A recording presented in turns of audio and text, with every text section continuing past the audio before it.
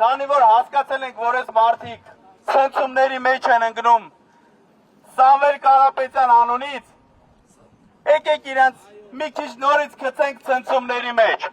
Սամվել, Սամվել, Սամվել, Սամվել, Սամվել, Սամվել։ Սա պրիմիտիվ վախի դրսևորում է։ Վերջերս տեսնում ենք, չէ, հաճախ գործադիր իշխանության այս պահի դրությամբ ղեկավարը խոսում է ուժեղ տղերքի մասին։ Բա ուժեղ տղերքը արդյոք քաղաքական հայտ ներկայացնելուց մի քանի օր առաջ հատուկ հրատապ կերպով ընտրական օրենսգրքի փոփոխություն են անում զուտ Սամվել Կարապետյան բառը, անունը, ազգանունը չօգտագործելու համար։ Բա սա արդյոք ուժեղ իշխանության դիրքն է։ Կարծում եմ սոցիոլոգիական հարցումները եւ ողջամիտ տրամաբանությունը կհուշի, որ սա վախեցած իշխանության վարքագիծ է։ Շատ վախեցած նույնիսկ։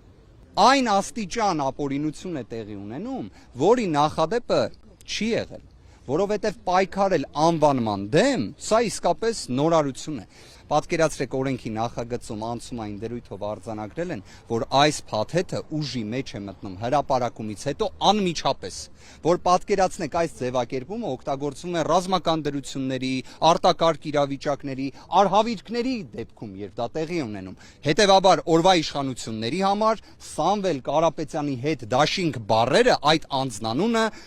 կարելի է նման անալոգիայով անցկացնել։ Ուժեղ Հայաստան կուսակցությունը հանդիպումներ է ունեցել միջազգային գործընկերների հետ։ Մենք հանդիպում ենք ունեցել ԵԱԿ ԺՄԻԳ-ի հետ, հանդիպում ենք ունեցել Մաքենզի ինստիտուտի հետ եւ հանդիպում ենք ունեցել Ժողովրդավարության ինստիտուտի կներեք, հա, հստակ անվանումը ցտեմ Հայաստանում Ժողովրդավարության միջազգային դիտարանի հետ, որը դիտորդական առաքելություն է իրականացնում։ Բոլորը փակ հանդիպումներում լուրջ վրթովմունք ու զարմանք արտահայտեցին այսօրվա իշխանության գործելակոչից, որից իդեպ իրազեկված եւ տեղյակ չեն։ Մենք այստեղ մեր ներկայությամբ երկու կոչ ենք հղում, թե արտաքին աշխարհին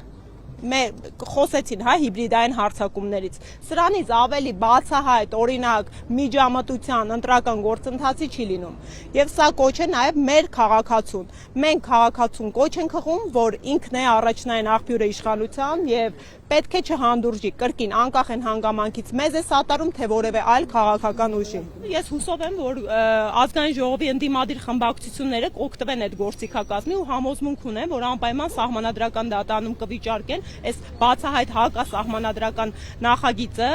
եւ բացի այդ, հա, մենք մեր գործողություններով նաեւ ես լիահույս եմ ու համոզմունք ունեմ, որ այնուամենայնիվ միջազգային գործընկերներից է կտրուկ արձագանք ենք ստանալու։ Ասում եմ, տան խոսակցություն երեխուց իմացի, չէ՞ տես մի հատ բան կա։ Հասմիկ Հակոբյան,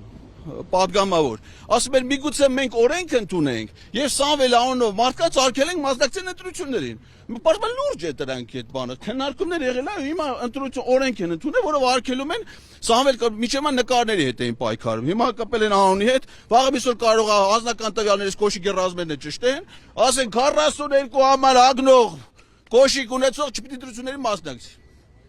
Ասա անլուրջ է հասկանում եք, հա։